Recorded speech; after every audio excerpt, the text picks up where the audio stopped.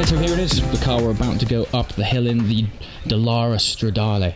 Look, it is carbon a go-go. Carbon headlights are here, and the amount of aero that you might not see at first, like they've got these air ducts that channel air over the bonnet and into the radiators. Now the interesting thing about this car is that it is one single piece of carbon tub. You'll notice there's no doors at all. So in order to get inside it, you actually have to step over this ledge. Look, you can see down here, they've literally put an area that says step here. You kind of lower yourself into it, very similar to a Formula car, despite the fact that it is a two-seater. But as a result, the tub of this is so structurally stiff because there's no doors at all. You just step in and out of it. Now, I'm not sure if any of you guys watched Chris Harris getting in this car on Top Gear, but this is also available with a roof. Now, if you can imagine the roof being here, the window aperture to get in and out of this thing is so incredibly tight. But as a result, you sit yourself inside a solid carbon tub. Look, this is actually, if you look closely, these pads are actually part of the carbon tub itself. It's not a separate seat. Now, if I did have the key, there are little slots here for a key. Now, if you're able to unlock this, I don't have the actual key to unlock it, I've only got the car key, but if I had the key for that, you turn it, you pull this seat rest back, and inside there is this sort of miniature carbon fiber cave where you can actually store your helmet. And so there's room for helmets or whatever else you want to put behind the seats, behind that seat and behind that seat. So there is a little more storage than you might first imagine.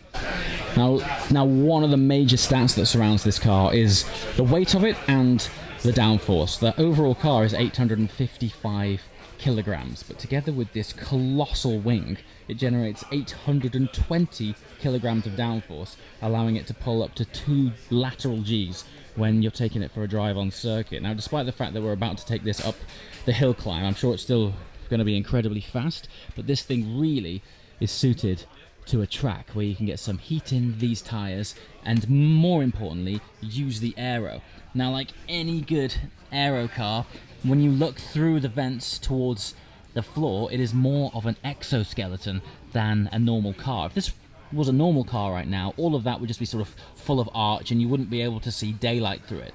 The fact that there's daylight through it suggests that there's a lot of ground effect, and the amount of airflow that is channeled through this car in order to contribute to that 820 kilograms of downforce is incredibly impressive. And check out the sculpture of this rear carbon clown. Obviously the engine is housed under there. It's a 400 horsepower Ford EcoBoost engine, but of course combined with this weight, it doesn't hang around. What I love is, track car through and through, they've got an inbuilt camera housed also in carbon fiber. Very cool indeed. Okay, while we're inside the car, let's just run through some switches. We've got sport mode and normal mode. Sport more applicable on track, normal more applicable on road. Now interestingly, this car is spec'd as the paddle shift, I guess, automatic option. What is interesting is that this car is also available as a manual. Can you imagine this thing as a manual? It would be so incredibly engaging. So yeah, I guess really it depends on if you're after out and out lap times or just an engaging drive, but I would love to check this thing out with a stick and 3 pedals. Speaking of pedals, there is actually a button which you can't see, and I've got no chance of showing it to you, but just under there, if I lift that button up there, the pedal box under here moves. Look at this. See that? So you don't move the seat, you move the pedals. Very race car. And then, true to race car, all of the controls are also on the wheel. The idea being, the less time you can take your hands off the wheel, the better. Even little buttons like horn, indicators, everything's on here. Very simple, very cool. Surprisingly, despite this thing is basically a race car, we have a conventional handbrake, and there's also a tricky little ESP button here that if you toggle this, then you're really on your own and in for some fun and games. And despite the fact that this car has no roof, there is in fact 2 aircon vents neatly tucked away and housed in some more carbon fiber. I mean, literally carbon everywhere. I mean, look at the footwell. Look at the carbon work on this. You are literally sat entirely in a carbon tub. It is a remarkable piece of engineering, and I love how each zone for both passenger and driver is very distinctly sculpted, like you're used to seeing these days in the design language of more high-end, big price bracket hypercars. And of course, What wouldn't it be complete without some harnesses? One more thing, despite the fact that this is currently spec'd with no roof, if you watched the episode of Top Gear recently where Chris Harris drove this very car, you'll notice that it did have a roof, and because it's a fixed carbon tub with no conventional doors here, when you do have a roof on, it's more of a sort of tight aperture gull-wing door type of thing. I prefer it without the roof. True to form, no doors. Casual FXXK Evo there, I think. Yeah, no doors. I have to hop over a carbon tub. It's one single piece of carbon, which makes this thing incredibly rigid. We're now going to have to go up the line. Look at the smoke up there. Yeah, carbon through and through. Really analog. I believe it does have ABS, so it's not you know, completely basic. But even at this low speed, the steering weight is heavy. It's clad in Alcantara. You can see the F1 and just motorsport DNA that Dallara are famous with. Look at that steering wheel, for example, just covered in buttons. Also, it has a movable pedal box. So you don't adjust your seat because you're sat in a tub. There's a little handle here and the whole pedal box moves and adapts with you. So see you at the top.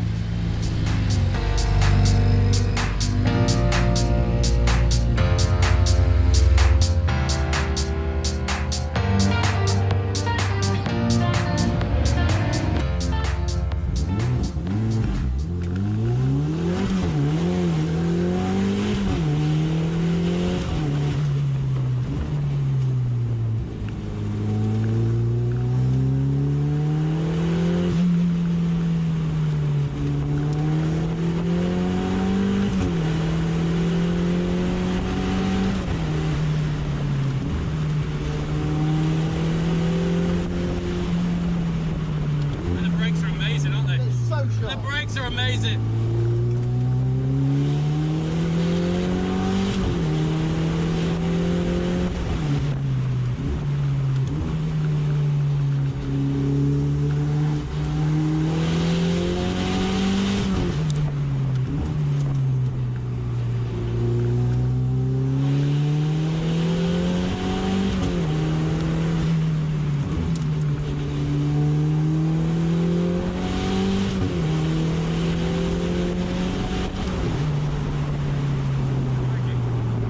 Front end is amazing.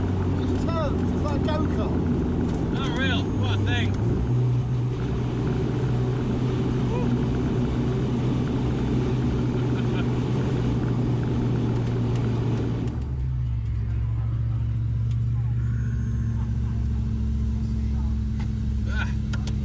That's cool, isn't it? It's good fun, isn't Good it? fun, man.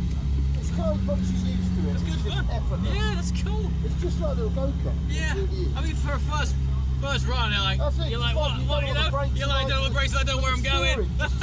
So direct. It's so direct. Everything you do is so analog. It's just mega, isn't it? I've actually got an old school handbrake as well. Yeah. Look at that. Mate, that was cool.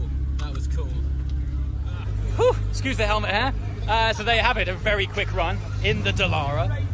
Unbelievable. I know this is a cliche statement, but this really is like a go-kart for the road. Pure carbon tub, incredibly lightweight. The front end turn-in is ridiculous. It looks like it's magnetically adhered to the road. And it looks cool. Look at it. Carbon sculpture. Yeah. Stunning, stunning piece of architecture with 4 wheels on it. Goes like hell, track day ready. It's not overly loud. It's predominantly turbo sound, so you can get away with track regs on pretty much every circuit in the world. And when you are on that circuit, you're faster than most people. I think the styling's actually pretty cool as well. Anyway, back down the hill. The other great thing about lightweight cars is that they have lightweight components. I know carbon discs are all the rage, but with being a light car, they're easy on wearables. So the brakes don't have to be big, and therefore they don't have to be expensive. And I tell you what, even with the hardest track days, you'd have a tough job wearing these through. Back in the pits, last drive of the day. Been up in 2 cars, Monza, video link to that is below. That was incredible. And now a first drive in this. This is, I think this is the first time that this car has been driven outside of Top Gear. So if you watched Top Gear and saw Chris Harris driving a bright yellow, very fast car that had a roof on it, that was this car. And it was almost the fastest car around the track. 0.1 of a second off a 488 Pista, and I believe that was in the damp, whereas the Pista was in the dry. So I would imagine in the right conditions this thing is incredible. Super organic, just an amazing thing to flow through corners. Now it's been 1 year since I went up the Festival of Speed hill climb. This happens once a year, and after not driving it for a year, you never really truly remember where the hill climb's going, and sometimes they lay the bales out slightly differently. So I wasn't on it flat out 10 tenths, but one thing I can tell you is the brakes are ridiculous. The braking performance is outstanding. I guess that's one of the main benefits of having a car that is so light. Don't forget, just over 850 kilograms, this car. So this thing is taking light to a completely different degree.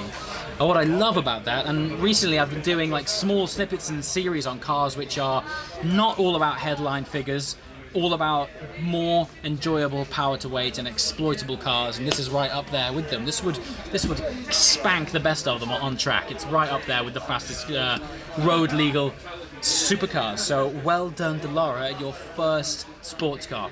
Very impressed. As always, guys, let me know your comments and thoughts below, and I shall see you next time from the Festival of Speed. Ciao!